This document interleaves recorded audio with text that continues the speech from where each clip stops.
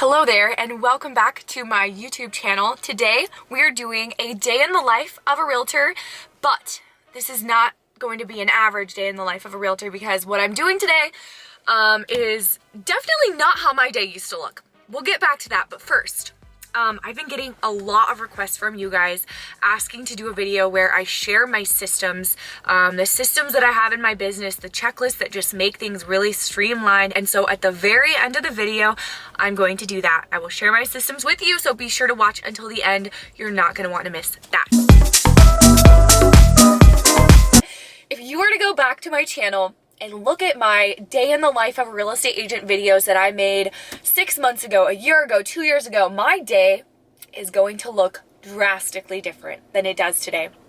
What I spent a lot of time doing back then in those day in the life videos were cold calling, driving to for sale by owners, doors and door knocking them, prospecting of all kinds, lots of lead follow-up. But today, what we are doing and how we've run our business and get our clients has drastically changed. And so I'm just gonna share with you guys what that looks like and what we're gonna be doing. I've found a new way of getting clients that is so much less time consuming than all the cold calling. And I know I've mentioned this before in other videos, but I've really stopped cold calling, or at least put it on pause for now, because when I was cold calling and prospecting, that was very time consuming. All the follow-up, all the preview appointments I went on, and don't get me wrong, because those things that I used to talk about on my channel, they work. That's how I built my entire business up until this point. That's how I was a very, very listing heavy agent and was able to have control of my time because I worked with way more sellers than buyers. And that's how I was able to list so many houses, was because of those things that I talk about, the for sale by owners and all the prospecting. However, I found a new way that allows me to be away from my daughter like almost never, and that is through creating searchable content that people who are moving to my area are going to be searching for. And that's what we're doing today. I'm just going to give you guys a little like behind the scenes honest look. Might not be that fun of a video, but we're literally going to be in my car. Like, this is my office right now. This is my mobile office. This is where I film. What I do is I take one day out of the month, set aside maybe an hour, doesn't have to take that long, and I'm going to shoot all my videos for that month for my other YouTube channel that I will link down below, where I post these videos about my area, buying and selling tips, all that stuff. Basically, these videos are geared toward anyone buying and selling real estate and anyone who is moving to Salem, Oregon, or the surrounding areas. So I'm going to batch film multiple videos for that channel. This is real life, you guys. I have a change of clothes, couple different sweaters, because that just makes it really easy, and boom, it looks like it's a different day. I film all those videos at once, and that's my prospecting. I'm done.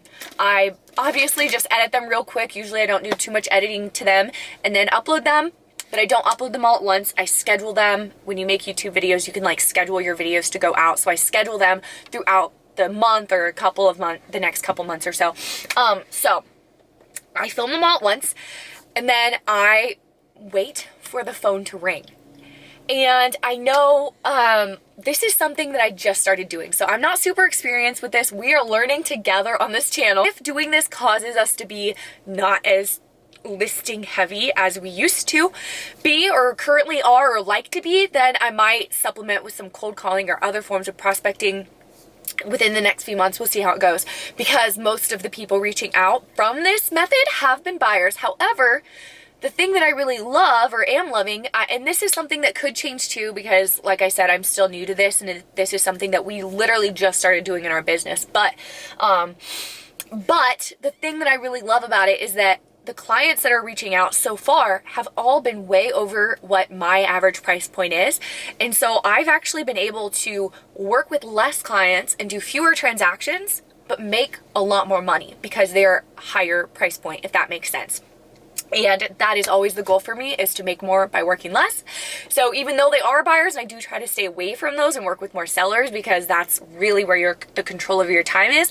I have found that that has been a huge benefit. I don't know if this is something that, if you're a brand new agent starting out, I don't know if this is something that could really sustain a business, because we do still have past clients. We do still have ways that we keep in touch with our past clients, and I'll talk about that later on when I share my systems. But we still have referrals and other leads coming in from other sources because we've just been prospecting for so long. So I don't know. We'll see how sustainable this is. We'll see how well it works in the future. But for now, it's working excellently. The first video that I'm going to be making for this channel today is basically just like explaining all the different sides of town of Salem where my office is at, because that is something that somebody who would be moving to my area would most likely Google is best side of town to live in, or what the different areas are like. I know that's something that if I were moving to a new town and I didn't know much about it, I would definitely want to know. So that's what we're going to be filming. My tips for doing this real quick are, the first one is don't make it over professional. And what I mean by that is I've done a lot of videos in the past where I was literally like sitting in front of a camera with a nice backdrop and the camera was super professional and I was very scripted, and those videos didn't get me any clients. It wasn't until I started just winging it, not really having a script, just saying whatever comes out of my mouth, just being myself and not being super professional, like literally shaky phone. And there's nothing wrong with having good camera quality. I do think that's a good thing, but I'm just saying don't make it overproduced, because I think when you're trying to get clients, I think that being yourself and just being a real person, like I don't do a bunch of shoots. I literally do one take, and if I make a mistake, then a lot of times I'll just leave it in there, because that just shows I'm a real person and you're more relatable, and in my opinion, people are more likely to call. My second tip kind of goes along with that, and that is don't wait until you love the video before you put it out. I have videos where I do not watch them after I'm done editing, before I publish them. I do not watch them because I will change my mind and not want to publish it, because I'll just be picking myself apart and noticing all the things wrong that I said wrong or sounded funny or looked funny or whatever it was. I don't watch my videos before I publish them because I don't want to talk myself out of it, because usually what happens is the videos that I hate the most and am like the most cringe the most at, if that makes sense, are the ones that I get the most comments on saying like, wow, this helped me so much, thank you for posting this. And so I think that we have a tendency to notice things that other people don't notice. Okay, so I'm going to show you guys the parking lot, because this is an important part of filming your videos if you're going to be doing it in your car. You gotta choose a parking lot where you're not gonna constantly have people staring at you and giving you weird looks, even though it's 2020 and talking to a camera should not be weird anymore, but to some people it still is. So we found a nice parking lot. This is actually a church parking lot, but it's not open right now. Ooh, there's a homeless guy way over there. I don't know if you can see him. He's like, ooh, I don't know what he's doing, but I'll keep my eye on him. Anyway, we are just in this nice little parking lot. Here we are. Another step of making these videos that I can't forget is before or after I take the video, I'm gonna take a quick picture, just like a quick snapshot on my camera of myself, just like sitting here smiling. Then I'm gonna send it to my guy Shubi over in India. He is going to turn it into a YouTube video thumbnail, which will help my video get more clicks, which will help me get more clients from that video, which you don't have to do that. You can make your own thumbnail, but I just would rather someone else do it and handle it for me, someone that is more of a professional at that, because that is not my area of expertise. But even if you do make your own thumbnail, I would suggest like actually taking a picture before or after the video of yourself instead of taking a screenshot in the video, if that makes sense, because it's just gonna look a lot cleaner and better. Just like that, I'm ready for my next video. And today, I'm going to be chatting all about the different sides of town here in Salem. The population in Almsville is about 4,000 people. As promised, I'm going to share with you guys my systems that I have, a few systems that I have in my business, checklists that really just make things go smoothly and be more streamlined. Honestly, I really don't think there's anything special about these systems or checklists. These are probably things that you already do anyway, but you guys asked for it, So I'm giving it to you. So after a closing, this is what it looks like. I keep this in, it's just in a page on my Mac. It's just like a document that I typed out. So after a closing, here is my checklist. Send a thank you note or gift card.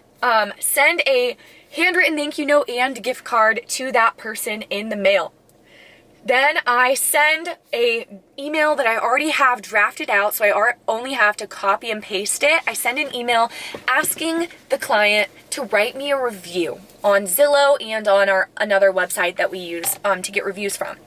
However, I found that if you're just sending an email asking someone to write a review, I've sometimes had to send an email like every single month for a year before I finally got a review. Like, you really have to be relentless, because I don't know why people are just super lazy and don't want to write reviews unless it's a bad review. Then they're like super on it and they want to write one because people are just like that. But people, for some reason, it can be hard to get them to write a review if you're just sending an email. But what I found, we don't always do this because sometimes I guess we just get too lazy or don't have time or feel like it, but whenever we actually give the client a phone call or give the past client a phone call and ask them on the phone to write a review, we have had 100% rate of them doing it, like literally right away. So we'll call them on the phone, ask them to write a review, and then email them the form to write the review as soon as we get off the phone. And doing that, we've had great success with. So that is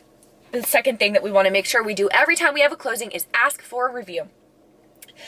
And then we're going to post about the closing on social media, whether it's Instagram or Facebook or both. We're going to add the past sale to Zillow. We're going to post the review on social media once we get it back. We're going to add the client as a friend on Facebook, assuming everything went well and you want to be their friend on Facebook. And then we are going to write down the date of the closing and put it in our phone calendar with a little alert to send them a 6-month anniversary and a 1-year anniversary card for their anniversary of buying their home or closing on their home. And then we are going to add them to our past client list, which that's just literally another document in my laptop where I write down all the contact information of my past clients. We're going to write them down in that so that forever they can continue to get our Christmas cards every year and the rest of the mail that we send to them to stay in touch. And I will talk about that a little later on. So that's my system for whenever we have a closing. Our system for after we get a listing is send all the documents in to our office, and I don't know how it works at other offices. You might have to do more steps than this, but I know at our office, they submit, like, all we have to do is send the paperwork in and they put it on the MLS. It automatically goes onto like 3,000 websites nationwide and globally, and we don't have to like manually submit it ourselves. So you might have to add that to your list, but I just send all my paperwork into the office and the front desk takes care of it. Post the listing on Craigslist, and I post it on the 3 nearest Craigslists to my town. So Salem, Portland, and Corvallis, no matter where the listing is at. Post about the listing on social media. Put the new client in your contact management system so that they are getting emails from you consistently, whatever contact management system you have. I get questions all the time asking what contact management system I use. I've never purchased one. Our office has an excellent one, so I just take advantage of theirs and use that for free. After that, you are going to email the clients a copy of the listing agreement, email the clients a copy of the MLS listing to view, and give them a call afterwards letting them know that you've sent it to them. And then from there on, you're going to update your clients every week with a call, text, or email. That is my system after getting a listing. By the way, if you guys have anything else that you do after you get a listing or a closing that we aren't doing that is a good idea, I would love to hear about it in the comments below. Share your tips and advice with me, please. Okay, after getting a buyer client, first thing, have an initial buyer call. I used to try to meet every buyer at the office. I found that is a huge waste of time. It only takes a phone call. It's so much quicker to just talk to them on the phone. And I started doing this during the whole COVID thing when our office was shut down. And now this is something that I'm going to continue to do even in the future, just because, like I said, it saves so much time. You can get all the information that you need over the phone. So have a phone call, answer all their questions, ask them a lot of questions, and then write down in a little file on your laptop, right? In your like buyer files. Again, just a document on your laptop, doesn't have to be anything fancy. Write down all the details of what they want in a home. So then you're gonna add them to your system, your contact management system, where they're getting automatic emails from you. After that, I'm gonna put them on a property watch where they automatically get homes sent to them as soon as they come onto the market that fit what they're looking for. Then you're gonna show houses until it's time to write an offer. Once you write an offer, call their lender, establish a relationship, open escrow, send all the docs to escrow agent and your company and the lender, and then you're gonna schedule the home inspection ASAP. Then you're gonna let everyone know about the appraisal and check on it, and then you're gonna close and get the client a gift. And then, of course, put them in your contact system so that they can get your mail forever as well. All right, so staying in touch with past clients. Here's our system for that. Send them a handwritten thank you note right when we close with a gift card in it. That is step number 1. 2 is write down their mailing address and their name in the area on my laptop where I keep all of my past clients. 3, send them Christmas, Thanksgiving, and Easter cards every year along with market updates every few months or so. 4, add them as a friend on Facebook if you want to. 5 is send a text or email whenever I'm thinking about a particular client randomly just to check in. And that's it. That's all we do to stay in touch with our past clients. I know calling is more effective and there's a lot of other things that you can do. I've tried pop-by gifts and I've talked about those on my channel, and I do those every like very, very rarely every now and then whenever I'm feeling it. But if you have another way that you stay in touch with your past clients, I'd love to hear about that as well in the comments below. Those are my systems. Thank you guys for watching. If you are a realtor and you live outside of the state of Oregon and you have a client moving to Oregon, send them my way. I'd love to give you a referral fee, and I will see you guys next time.